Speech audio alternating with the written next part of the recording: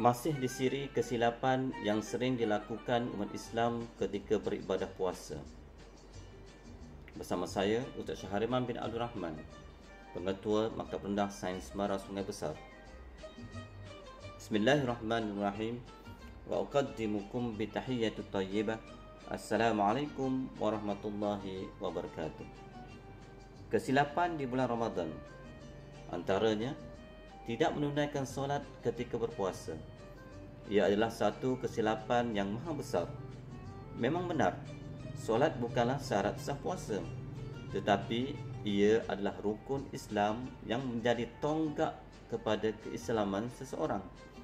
Justru, konten solat dengan sengaja akan menyebabkan pahala puasa seseorang itu menjadi kurus kering. Itu pastinya.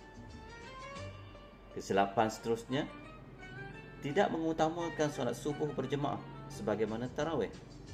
Ini jelas suatu kelompongan yang ada dalam masyarakat tatkala berpuasa. Ramai yang lupa dan tidak mengetahui kelebihan besar semua solat fardu berbanding solat sunat, terutamanya solat subuh berjemaah yang disebutkan oleh Nabi sallallahu alaihi wasallam, bagi orang yang mendirikannya secara berjemaah maka beroleh pahala menghidupkan seluruh malam. Kesalahan seterusnya, menunaikan solat tarawih di masjid dengan niat inginkan meriah. Malanglah mereka kerana setiap amalan dikira dengan niat. Jika niat utama seorang itu, sama ada lelaki maupun perempuan, hadir ke masjid adalah untuk meriah dan bukannya atas dasar keimanan dan mengharapkan ganjaran redaan Allah sebagaimana yang ditetapkan oleh Nabi sallallahu alaihi wasallam di dalam hadis yang diriwayatkan Al-Bukhari. Innamal a'malu binniyat. Sesungguhnya sesuatu amalan itu dikira dengan niat. Walau bagaimanapun, sepanjang PKP ini hendaklah kita solat di rumah bersama keluarga sesuai dengan arahan kerajaan, just stay at home. Kesalahan seterusnya, bermalasan dan tidak produktif dalam kerja-kerja di siang hari dengan alasan berpuasa. Sedangkan kerja yang kita lakukan di pejabat dengan niat ibadat pastinya menambahkan lagi pahala. Justru umat Islam sewajarnya mempraktikkan productivity ataupun mengaktifkan produktiviti mereka dan bukan mengurangkannya pada waktu bulan Ramadan. Seterusnya, memperbanyakkan tidur di siang hari dengan alasan ia adalah ibadah. Sedangkan Imam As-Sayuti menegaskan bahawa hadis yang menyebut berkenaan tidur orang berpuasa itu ibadah adalah amat lemah.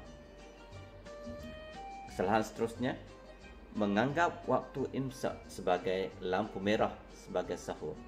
Ini adalah kerana waktu imsak sebenarnya tidak lain hanyalah lampu amaran oranye yang dicadangkan oleh beberapa ulama demi mengingatkan bahawa waktu sahur sudah hampir tamat. Ini bukanlah waktu tamat untuk makan sahur, tetapi waktu amaran sahaja. Lalu janganlah ada yang memberi alasan lewat bangun dan sudah masuk imsak lalu tidak dapat berpuasa pada hari itu. Waktu yang disepakati ulama merupakan waktu penamat sahur adalah sejurus masuk fajar siddiq, iaitu subuh. Kesalahan seterusnya, wanita bertarawih beramai-ramai di masjid tanpa menjaga aurat. Ini nyata apabila ramai antara wanita walaupun siap bertelekung ke masjid, malamnya kaki dan aurat mereka kerap terdedah dan didedahkan berjalan dan naik tangga di masjid di hadapan jemaah lelaki. Tatkala itu fadilat mereka solat di rumah adalah lebih tinggi dari mendatangkan fitnah buat lelaki ketika di masjid. Namun demikian, di sepanjang PKP ini baiklah kita berjemaah di rumah sahaja.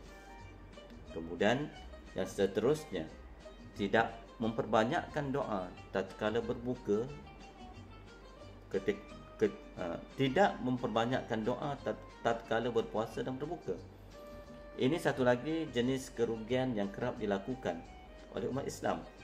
Nabi SAW telah menyebut artinya 3 golongan yang tidak ditolak doa mereka: pemimpin yang adil, individu berpuasa sehingga berbuka, dan doa orang yang dizalimi.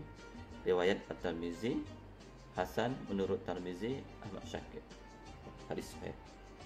Selain itu, doa menjadi bertambah makbul tatkala ingin berbuka berdasarkan hadis. Doa yang tidak akan ditolak, iaitu doa orang yang berbuka puasa. Riwayat hadis Ibnu Majah. InsyaAllah bersambung di siri akan datang. Sekian, terima kasih. Assalamualaikum warahmatullahi wabarakatuh.